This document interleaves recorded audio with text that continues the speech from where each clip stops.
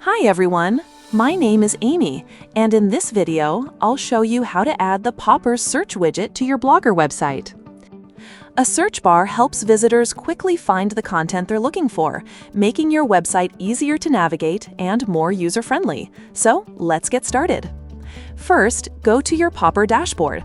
Once you're there, click on Widgets from the left sidebar and then click Create New Widget. Now search for Search in the widget library and open it. After that, choose a layout according to your preference. Once the widget editor opens, you'll see the search bar preview on the right side and the settings on the left side.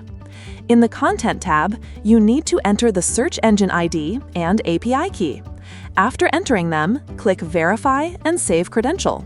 You can follow the provided steps in the widget to get the search ID and API key. Next, go to the Templates tab. Here, you can choose from different template styles. Then, open the Appearance tab. In this section, you can change the background, pop-up background, text color, and accent color. In Search Settings, you can change the placeholder text and set the maximum number of results to show. Once you're happy with the customization, click Publish Widget. After that, the installation code will appear. Copy the code and go to your Blogger layout editor. Inside the editor, click on Add a Gadget in the sidebar and add HTML/JavaScript.